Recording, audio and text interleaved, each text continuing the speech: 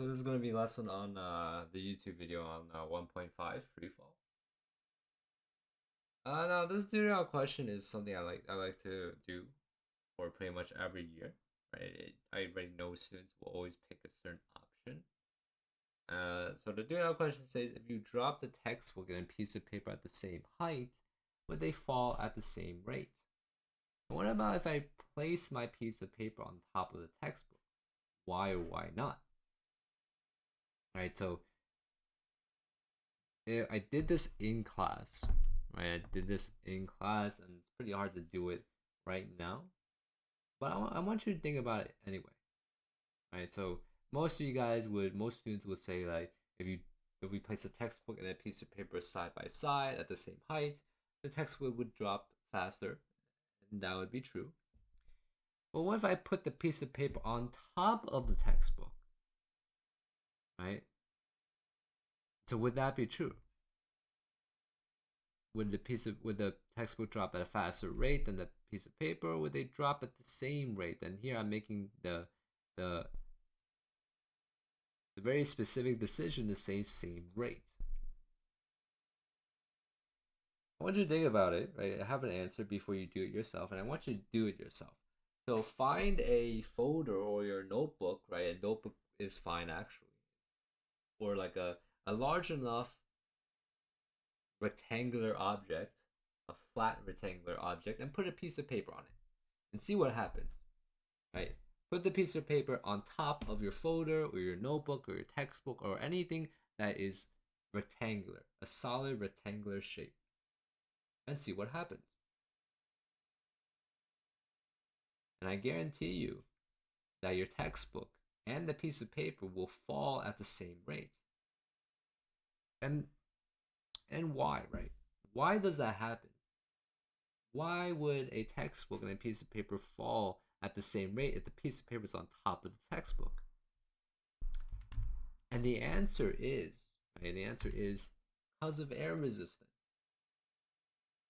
Because of air resistance. Think about it. A piece of paper that's by itself, if you just let go, it's gonna sway side to side like it's doing in this GIF.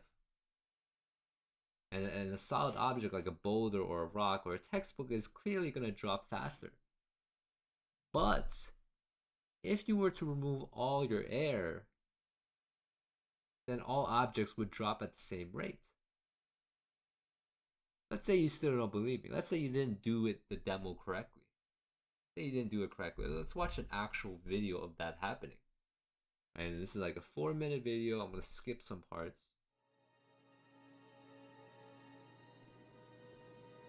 This is NASA's Space Power Facility near Cleveland, Ohio, and it is the world's biggest vacuum chamber.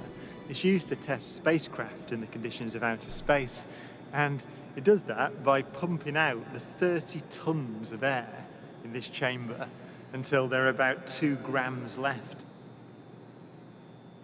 And it's kind of got an eccentric construction, which is part of its history. It was built in the 1960s as a nuclear test facility to test nuclear propulsion systems, and that meant that they built it out of aluminium to make the radiation easier to deal with. Aluminium is not the best thing, the strongest material to build a vacuum chamber out of. So they built an outer concrete skin, which is part radiation shielding and part an external pressure vessel, so that this thing can take the force that's present on the outside when it's pumped out to the conditions of outer space.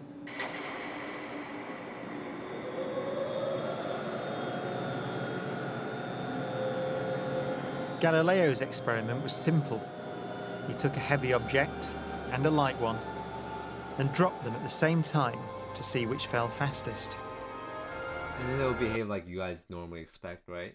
Since there's feathers and the bowling ball is going to drop faster.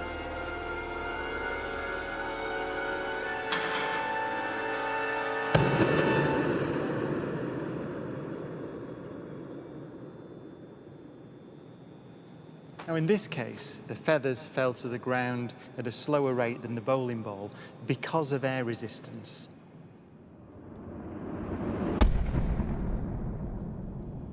So in order to see the true nature of gravity, we have to remove the air.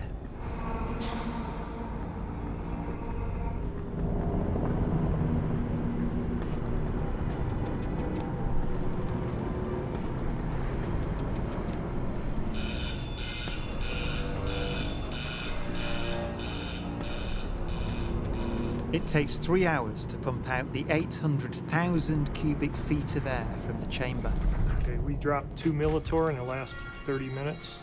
But once it's complete, there's a near perfect vacuum inside. 6104 manual, 10% open. Station 1, go for drop. PCV 30-1, pressure set point at 240 psi. We are go for drop. 10, 9, 8, 7, 6, 5, 4. Cameras on. 2. So now they're One. gonna drop, right? So they removed all the air from the chamber, and now they're gonna drop the feather and the bowling ball at the same time, and they're gonna drop it in slow motion. Right? We're gonna slow mo the video. Release.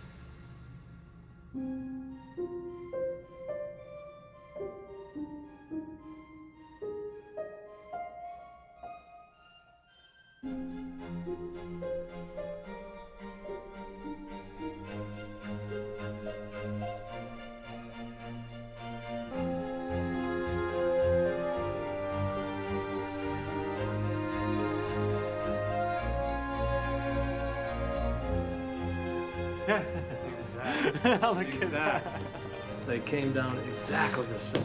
Wow. Look. Watch right there. Look at how they hit right there. Alright, this is a bit too dramatic. Alright, we don't need to watch too much drama. But yeah. So now you saw that actually happening in real life. So this is just something that is true about the real world. All objects drop at the same rate, regardless of how heavy an object is, right? How light an object is. Okay? So ignore all, and again, for high school questions, right, we're just gonna ignore air resistance. We don't care about it. Right? Doesn't matter. And sometimes air resistance is referred to as friction. Right? So alright, and now we're gonna go to the second point. So all objects near a surface of Earth drop at a rate of a is equal to negative 9.8 meters per second squared due to gravity. Gravity pulls all objects down at negative 9.8 meters per second squared. We're going to assume for this class, our acceleration due to gravity near Earth's surface does not change. Alright. So that's it, right? Your acceleration due to gravity is negative 9.8 meters per second squared. And so now I'm giving you this question, right? From the definition of acceleration, if your acceleration due to gravity is negative 9.8 meters per second squared, how is the velocity of a falling object affected every second?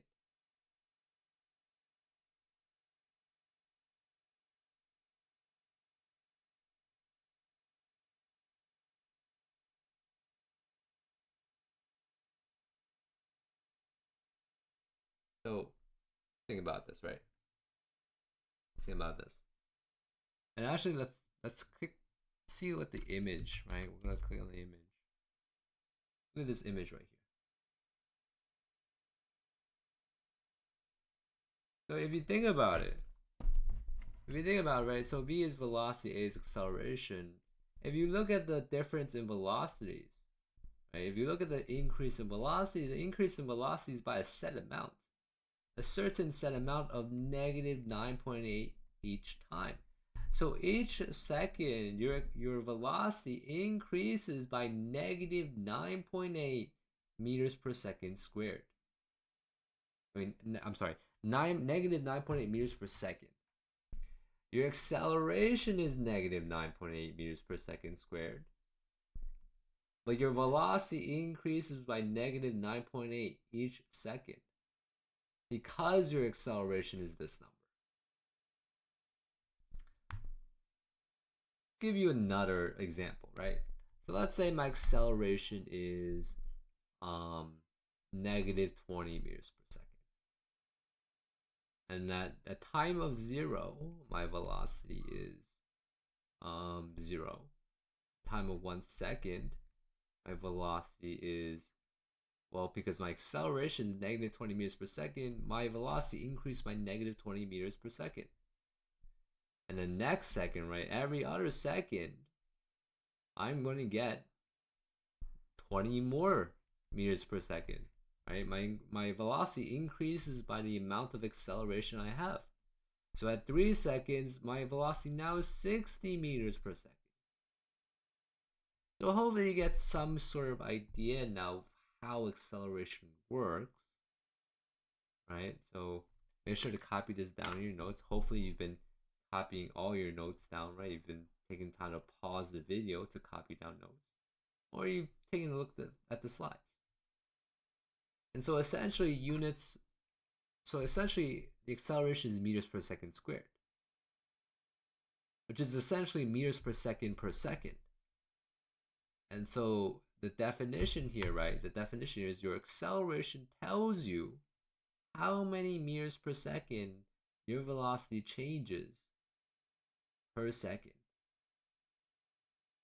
So if I say my acceleration is 5 meters per second, my velocity is changing by 5 meters per second every second. If I say my acceleration is negative 7 meters per second squared, my velocity is changing by negative 7 meters per second every second. All right. So let's go through some practice problems. So you look at this problem. So free-for-all problems have assumptions you must make, right? You must come with certain assumptions to this class. Now, we can just figure out our known just by looking at the problem, and you see 44.1 meters, and so the building is 44.1 meters high. But think about it. Your object is dropping from a height of 44.1 meters, right? So your object is dropping from a height of 44.1 meters, but your object starts at 0, right? So your object starts at 0. And if you go below 0, you're negative. If you go above 0, you're positive. And so we're going to say that D here is negative 44.1 meters. We're going downward. We're going below 0. And because we're going below 0, since we're falling 44.1 meters, our D here is negative. Here is negative.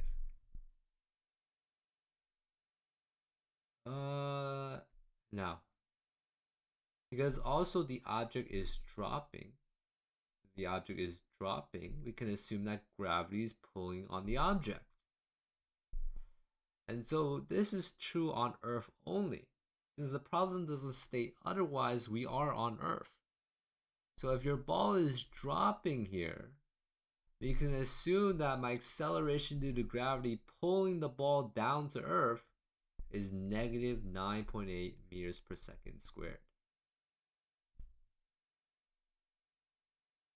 Something else you can assume is that, well, if you're dropping a ball, you're holding the object at a certain point. And if you're just holding the object before letting it go, well, the speed of your ball, the speed of your object is 0. You're holding it and then you're dropping it. So its initial speed is 0. Now I read the rest of the question. What is the time it takes? What is the time it takes to get to the ground? So T is question mark. So we'll go back to our kinematic equations, right? We're going to a reference table, see which equation to use. So we're going to use D is equal to VIT plus 1/2 AT squared. D is negative 44.1 is equal to VI, which is 0, plus 1/2 A, which is negative 9.8 T squared.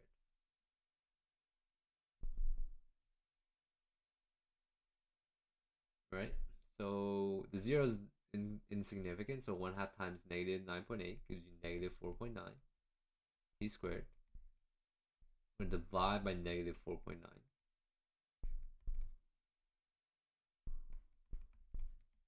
So dividing this gives you 9. Then we have the square root to get t by itself. In 3 seconds. Also, if you think about it, if you didn't make d negative here, well, this would have been positive, right? And then your 9 here would have been negative. If you divide a positive by a negative number, you get negative 9 here. But then you can't square root it. That would be an imaginary number. So this is one of the reasons why, right, that you should have realized that d was negative here, okay?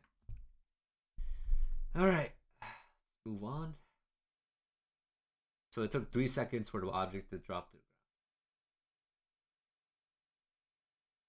the ground. 2-3b. So the object dropped from rest, right? So from rest.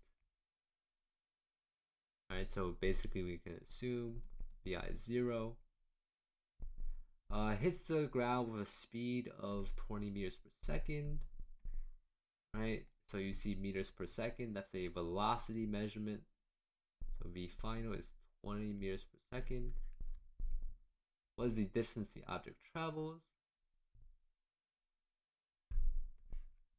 What is the distance? And we're missing a known here, but since the object is dropping and we can assume it drops on Earth, we can basically say that, well, my acceleration due to gravity acting on this object causing it to fall down is negative 9.8 meters per second squared. And this is only if the object is falling. Now to pick a formula, right, so I'm going to do vf squared is equal to vi squared plus 2ab. Why? Because this is everything we need. We have vf, we have vi, we have a, and we're solving for d. So vf squared is 20. Oh, my bad. The speed here is 20 meters per second, but the object is dropping. Your object is moving downward, and that must mean you have a negative velocity, right? You're moving in the negative direction here. So you have a negative velocity of negative 20. Negative 20, negative 20. So negative 20 meters per second. Very important there. So negative 20, but squared. The I is 0 plus 2, negative 9.8. D. Negative 20 squared gives you 400. The 0 is insignificant. 2 times negative 9.8 gives you negative 19.6 D. Divided by that. Divided by that. And 400 divided by that gives you negative 20.4. Okay.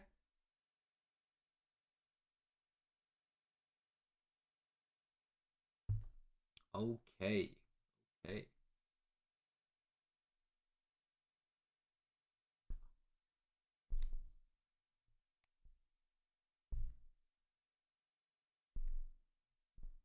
A ball, so we'll read this problem now. Do you see a ball dropped on another planet?